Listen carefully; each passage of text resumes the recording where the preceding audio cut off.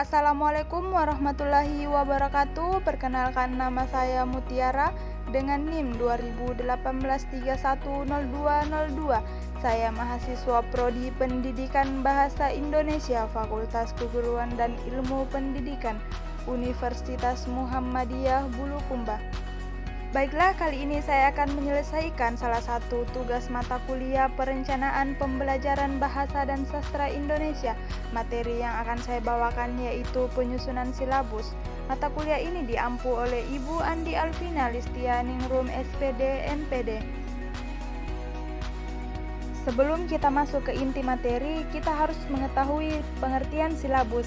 Silabus merupakan seperangkat rencana serta pengaturan pelaksanaan pembelajaran dan penilaian yang disusun secara sistematis yang memuat komponen-komponen yang saling berkaitan untuk mencapai penguasaan kompetensi dasar. Selanjutnya, komponen silabus. Nah, di sini komponen silabus: 1. Identitas sekolah yaitu nama satuan pendidikan. 2. Identitas mata pelajaran. 3. Identitas kelas. 4. Kompetensi inti, yang dimana kompetensi inti terbagi atas 4 bagian. 5. Kompetensi dasar. 6. Indikator. 7. Materi pokok. 8. Tujuan pembelajaran.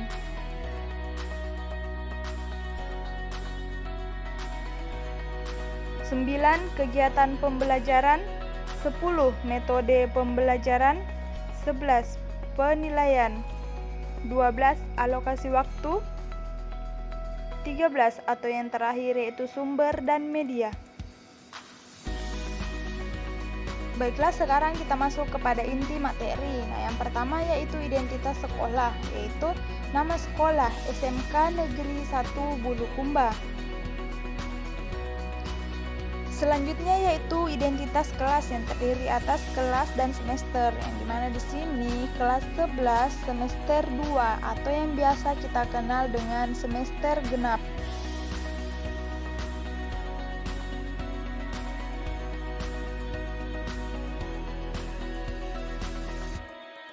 Selanjutnya yaitu mata pelajaran, yaitu bahasa Indonesia. Selanjutnya yaitu kompetensi inti. Yang pertama yaitu berkaitan dengan religi, yang dimana di sini KI 1, menghargai dan menghayati ajaran agama yang dianutnya.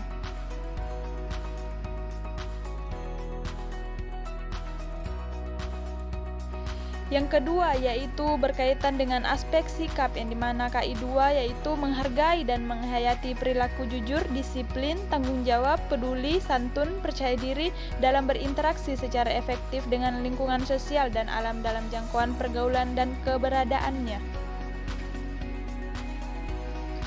Yang ketiga berkaitan dengan aspek pengetahuan, KI 3 yaitu memahami, menerapkan, dan menganalisis pengetahuan faktual, konseptual, dan prosedural berdasarkan rasa ingin tahunya tentang ilmu pengetahuan, teknologi, seni, budaya, dan humaniora dengan wawasan kemanusiaan, kebangsaan, dan kenegaraan. Dan peradaban terkait penyebab fenomena dan kejadian, serta menerapkan pengetahuan prosedural pada bidang kajian yang spesifik sesuai dengan bakat dan minatnya untuk memecahkan masalah.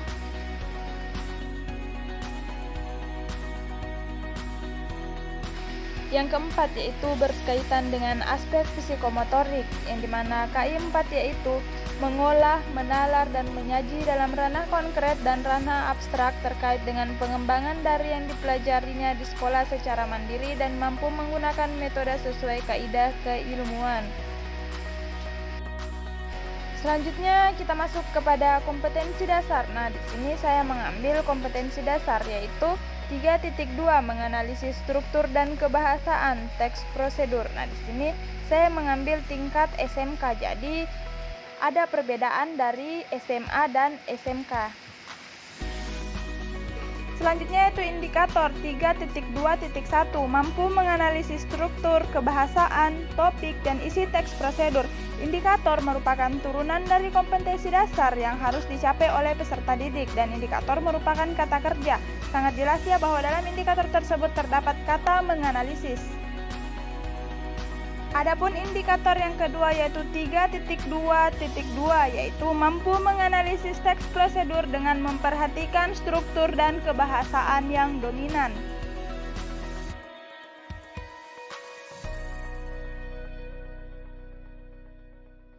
Selanjutnya yaitu materi pokok. Materi pokok memuat fakta, konsep, prinsip, dan prosedur yang relevan dan ditulis dalam bentuk butir-butir sesuai dengan rumusan indikator pencapaian kompetensi. Nah, di sini materi pokok saya ada 3 yaitu isi teks prosedur, struktur teks prosedur, dan kaidah kebahasaan teks prosedur. Selanjutnya yaitu tujuan pembelajaran. Nah, di sini yang pertama yaitu siswa mampu menganalisis struktur, kebahasaan, topik, dan isi teks prosedur.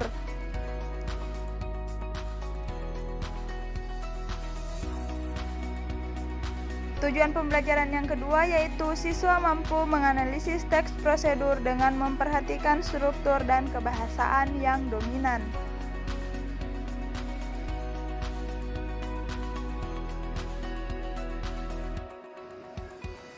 Selanjutnya yaitu kegiatan pembelajaran, yang dimana kegiatan pembelajaran merupakan kegiatan yang dilakukan oleh pendidik dan peserta didik untuk mencapai kompetensi yang diharapkan. Nah, di sini yang pertama yaitu siswa membaca teks prosedur.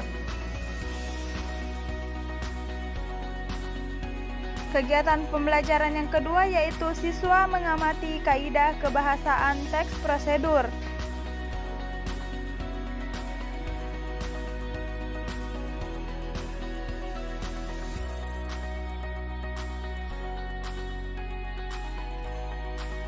Kegiatan pembelajaran yang ketiga yaitu siswa menganalisis teks prosedur berdasarkan struktur dan kebahasaan.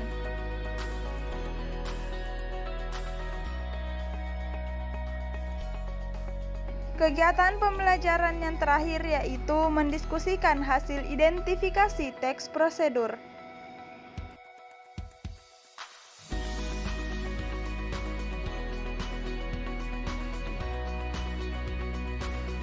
Selanjutnya yaitu metode pembelajaran. Yang pertama yaitu metode ceramah.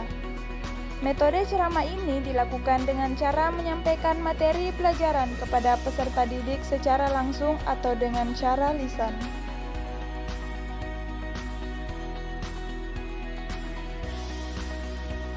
Selanjutnya yaitu metode inquiry, yang dimana di sini strategi pembelajaran inquiry adalah rangkaian kegiatan pembelajaran yang menekankan pada proses berpikir secara kritis dan analitis untuk mencari dan menemukan sendiri jawaban yang sudah pasti dari suatu masalah yang dipertanyakan. Yang terakhir yaitu metode kooperatif, yang dimana di sini metode kooperatif merupakan rangkaian kegiatan belajar yang dilakukan oleh siswa dalam kelompok-kelompok tertentu untuk mencapai tujuan pembelajaran yang telah dirumuskan. Selanjutnya yaitu penilaian. Yang pertama penilaian individu, yang dimana adalah suatu penilaian yang mengakomodir perbedaan-perbedaan dan karakteristik khusus suatu entitas individu yang disusun dalam satu laporan penilaian. Yang kedua yaitu penilaian kelompok, yang dimana penilaian kelompok adalah penilaian yang dilakukan untuk menilai pencapaian kompetensi atau hasil belajar secara kelompok. Selanjutnya itu alokasi waktu 3 kali 45 menit yang dibahas dalam 1 kali pertemuan. Jadi kompetensi dasar menganalisis struktur dan kebahasaan teks prosedur membutuhkan waktu 3 kali 45 menit dengan waktu 1 kali pertemuan.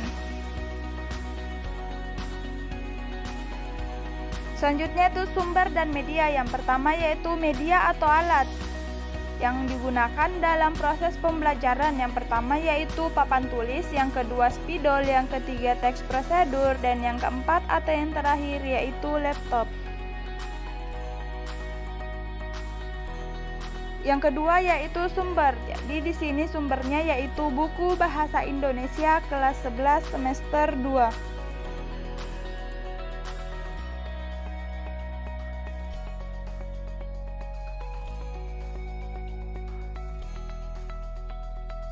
dalam sumber dan media terdapat link. Jadi link ini merupakan sumber dari internet.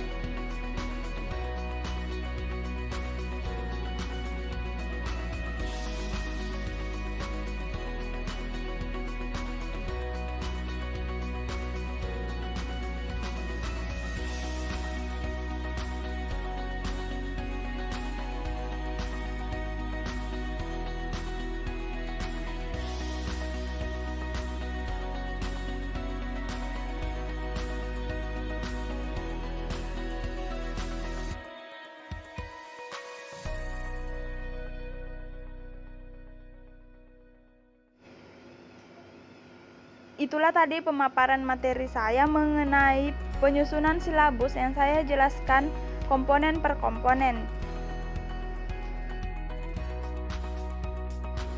Sekarang kita lihat hasil penyusunan silabus dalam bentuk tabel. Nah, di sini di slide pertama kita bisa lihat bersama bahwa terdiri dari komponen identitas sekolah, identitas mata pelajaran, identitas kelas, dan kompetensi inti.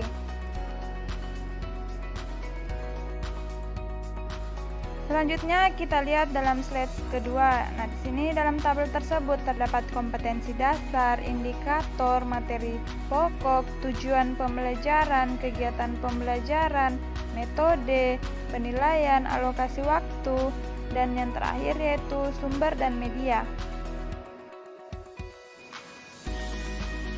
Itulah tadi materi yang saya bawakan mengenai penyusunan silabus. Saya Mutiara mengucapkan terima kasih dan semoga video ini bermanfaat bagi kalian semua. Akhir kata saya ucapkan wassalamualaikum warahmatullahi wabarakatuh.